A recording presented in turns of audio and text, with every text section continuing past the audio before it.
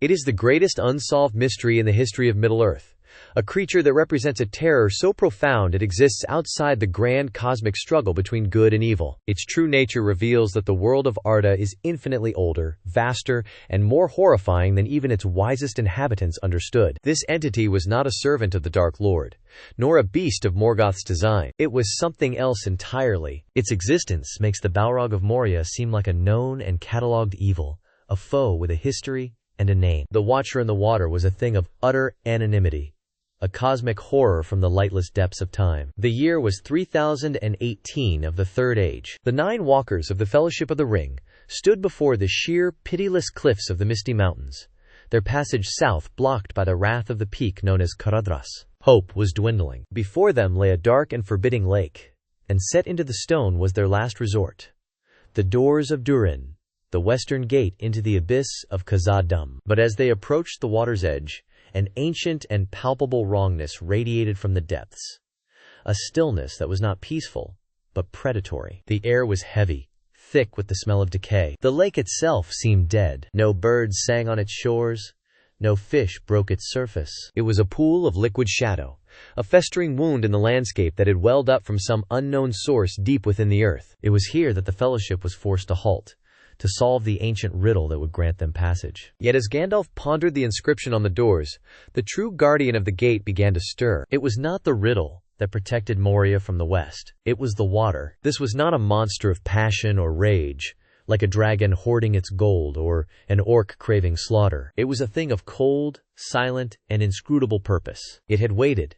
perhaps for centuries, perhaps for millennia, in the suffocating blackness beneath the mountains. It waited in a state of being that neither slept nor woke, an existence of pure, patient malevolence. And now, something had disturbed its domain. Not the chatter of the Fellowship, not their warmth nor their light. It was drawn by something else, something far more powerful. It was drawn to the ring. The first true sign was a tremor in the water, a bubbling hiss that broke the silence. Then, a long, pale, and luminous arm, a tentacle of grotesque green, snaked out of the depths. It moved with unnatural speed, a whip of phosphorescent flesh that coiled around Frodo Baggins's ankle. The silence of ages was shattered by a single cry of terror. The ring-bearer was dragged off his feet, pulled inexorably toward the Stygian water. The attack was a flurry of hideous motion. 20 more tentacles erupted from the lake, a writhing forest of limbs that grasped and flailed. They were pale green, wet and cold, and each ended in a clutching,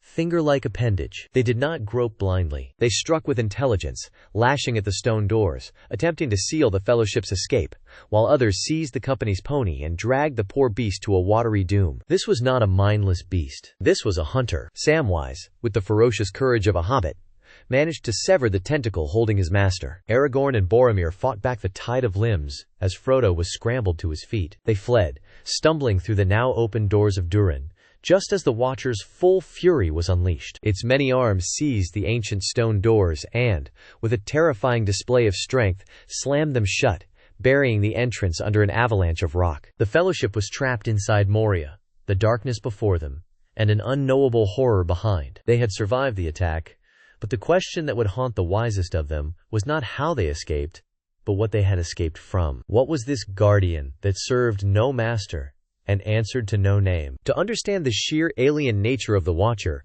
one must first understand the established order of evil in Tolkien's world. The cosmology of Arda is meticulously defined. At its peak is the one creator, Eru Ilúvatar. Below him are the Valar, the angelic governors of the world, and the Maiar, their lesser but still immensely powerful servants. The original Dark Lord, Morgoth, was a Vala who fell into discord. His greatest evils were acts of corruption. Sauron, the Balrogs, and even Gandalf himself are all Maiar-known quantities on the cosmic chessboard. Morgoth twisted elves to create orcs, and warped Ents to make trolls. Every evil, every monster, has a lineage. It can be traced back to a source, a corruption, of something that was once good. The Watcher in the Water breaks this fundamental rule. It has no known lineage. It is not a twisted Maya, nor a beast bred in the pits of Angband or Mordor. Gandalf himself later gives the most chilling clue to its nature. As they travel through the deep mines of Moria, He speaks of the world's secret places. Far, far below the deepest delvings of the dwarves, he says, the world is gnawed by nameless things. Even Sauron knows them not. They are older than he. Nameless things. Older than Sauron. This is a statement of staggering importance. Sauron was a Maya, who existed before the creation of the world itself. For something to be older than him implies it is not a part of the established order of creation. It suggests that these beings are not creations of Ilúvatar, nor corruptions by Morgoth. They are something else. A bug in the system. A horror that emerged from the dissonant notes of Melkor's music during the creation of the universe. A theme of evil so profound, it became a self-willed cancer in the world's foundations, independent even of its original singer. This is the first and most grounded theory, that the Watcher is a primeval entity, a survivor from the formless, chaotic ages of the world, before the Valar had fully shaped the lands and seas. These would be creatures not of Yavanna's design, but horrifying accidents of creation, spawned from the discord and left to fester in the dark. They would be life, but life outside the divine plan, and therefore utterly alien to the children of Ilúvatar, be they elf or man. It was a leftover, a relic of a time when the world was a canvas of nightmares. But what if its origins are even more terrifying? If the Watcher was not a creation of the Valar, nor a corruption by Morgoth, does that mean it came from somewhere else entirely? Could it be a being that seeped into Arda from the outer dark, the endless void from which the world itself was but a fragile bubble? This theory positions the Watcher as a truly Lovecraftian entity. In the writings of H.P. Lovecraft, the greatest horror is not evil, but the insignificance of the known universe in the face of an infinite, uncaring, and alien cosmos. The Watcher fits this archetype perfectly. It is not merely evil. It is other. Its existence is an affront to the natural laws of Arda. Its mind, if it can be called that, is utterly unknowable. It does not seek dominion like Sauron. It does not seek destruction like a Balrog. It simply waits. Its power lies in its anonymity. In Tolkien's legendarium, names hold immense power. To name something is to understand it, to have a degree of power over it. The elves sing the history of the world into being by naming all that they see, but the Watcher is nameless. Gandalf himself does not know what to call it. This lack of a name places it outside the ordered world, a piece of the outer chaos that has found its way inside. It is less a creature and more a living intrusion, a physical manifestation of the void. The question then becomes, why there? Why did this creature of primordial or extra-cosmic origin come to reside in a lake before the very gates of the greatest dwarven kingdom? The dwarves themselves unwittingly provide the answer. In the year 1980 of the Third Age, the dwarves of Moria, in their greed for mithril,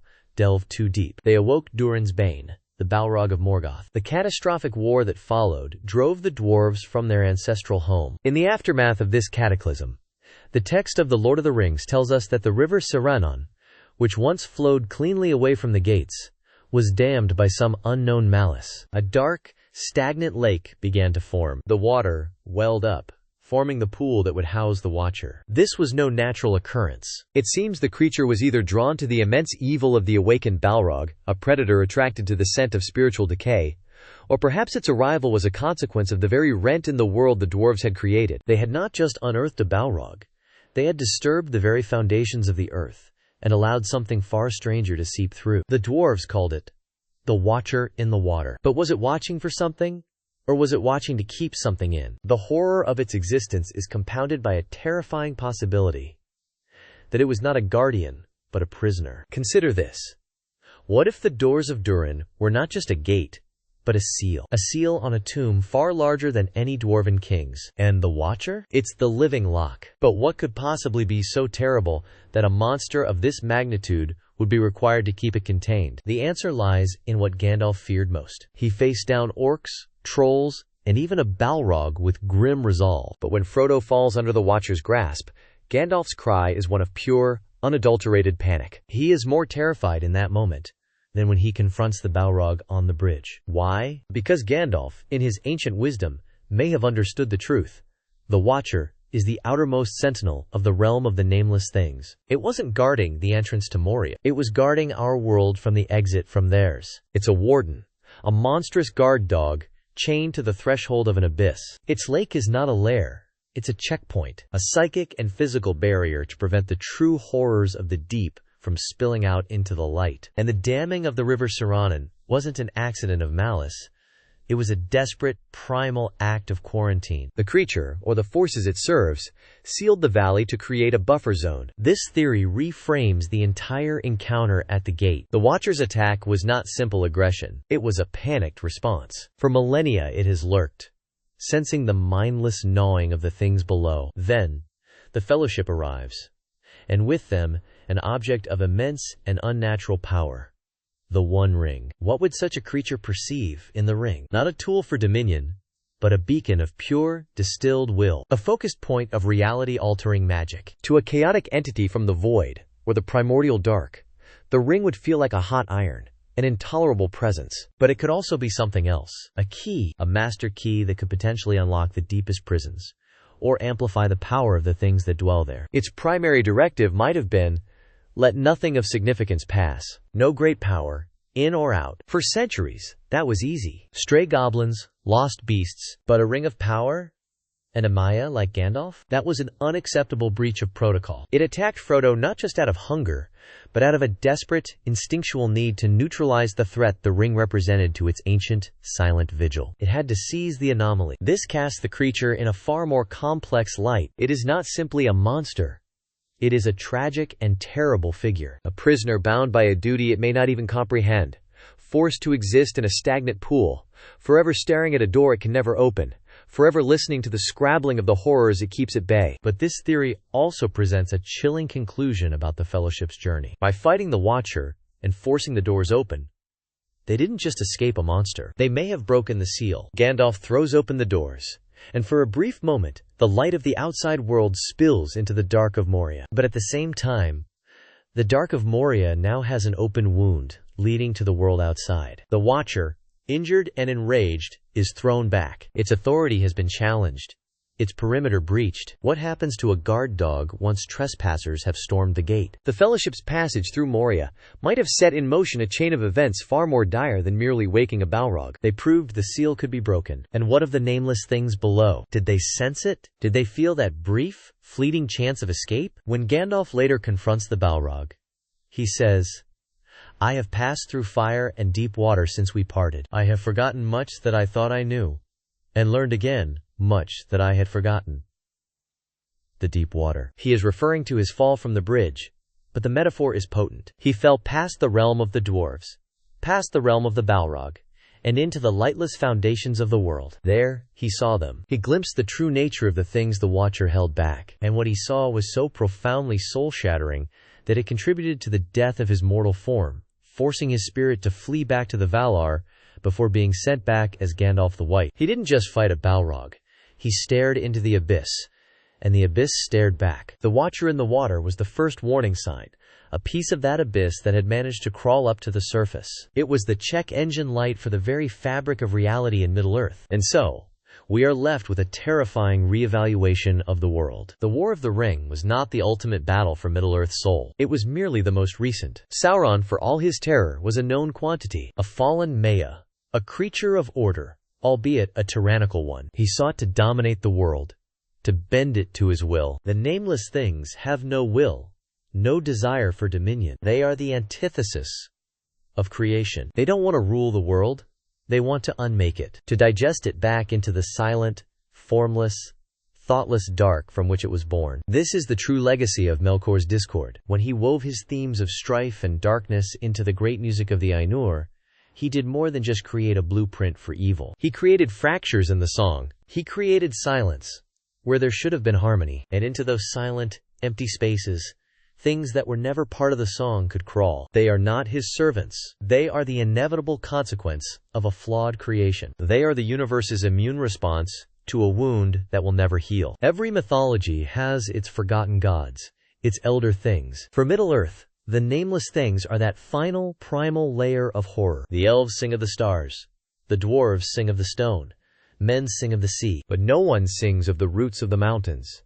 For to look upon what dwells there is, to have the music stolen from your soul. The Watcher in the water was a warning. The Balrog was a distraction. The true, enduring threat to Arda is not an army marching under a single banner, but the slow, patient, gnawing from below. The victory of the Fellowship was not diminished by this.